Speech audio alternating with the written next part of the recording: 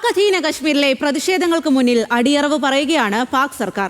Joint Awami action committee മുന്നോട്ട് വെച്ച 38 ആവശ്യങ്ങളിൽ 21 അംഗീകരിച്ച് സർക്കാർ കരാറിൽ ഒപ്പിട്ടു. സമഗ്ര രാഷ്ട്രീയ സാമ്പത്തിക പരിഷ്കാരം ആവശ്യപ്പെട്ടുള്ള പ്രതിഷേധം ഒരാഴ്ച പിന്നിട്ട ശേഷവും പ്രതിഷേധം അടിച്ചമർത്താനാകാതെ വന്നതോടെയാണ് ചർച്ചയിലൂടെ പരിഹാരം എന്ന നയത്തിലേക്ക് സർക്കാർ എത്തിയത്.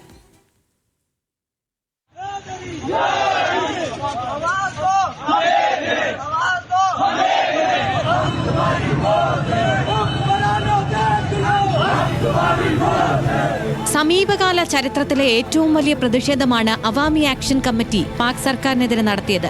മൗലികാവകാശങ്ങൾ ഇല്ലാതായെന്നും പാക് അധീന കശ്മീരിലുള്ളവരെ പതിറ്റാണ്ടുകളായി രാഷ്ട്രീയമായും സാമ്പത്തികമായും ഒറ്റപ്പെടുത്തിയെന്നും പറഞ്ഞ് സെപ്റ്റംബർ 29 ആയിരങ്ങൾ തെരുവിലിറങ്ങി. അശാന്തി വർദ്ധിച്ചതോടെ പ്രശ്നപരിഹാരത്തിനായി പാക് പ്രധാനമന്ത്രി ഷഹബാസ് ഷെരീഫ് മുസാഫറാബാദിലേക്ക് ഉന്നതതല പ്രതിനിധി സംഘത്തെ അയച്ചു. മുൻ പ്രധാനമന്ത്രി രാജ പർവേസ് അഷ്റഫിന്റെ നേതൃത്വത്തിലുള്ള സംഘം 2 ദിവസം പ്രതിഷേധക്കാരുമായി ചർച്ച നടത്തി. തുടർന്നാണ് സമാധാന കരാറിലെത്തിയ കാര്യം പാർലമെന്ററി കാര്യമന്ത്രി താരിഖ് ഫസൽ ചൌധരി പ്രഖ്യാപിച്ചത്. 38 ആവശ്യങ്ങളായിരുന്നു അവാമി ആക്ഷൻ കമ്മിറ്റി മുന്നോട്ട് വച്ചത്. 21 ആവശ്യങ്ങൾ അംഗീകരിക്കപ്പെട്ടു.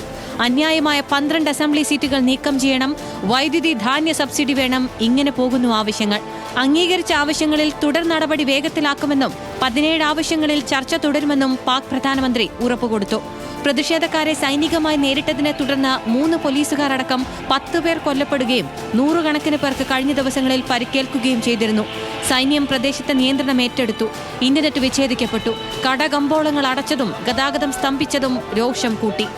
സമഗ്ര രാഷ്ട്രീയ സാമ്പത്തിക പരിഷ്കാരം ആവശ്യപ്പെട്ടുള്ള പ്രതിഷേധം നിയന്ത്രിക്കാനാകാതെ വന്നതോടെയാണ് ചർച്ചയിലൂടെ പരിഹാരമെന്ന നയത്തിലേക്ക് സർക്കാർ ഇപ്പോൾ എത്തിയത്.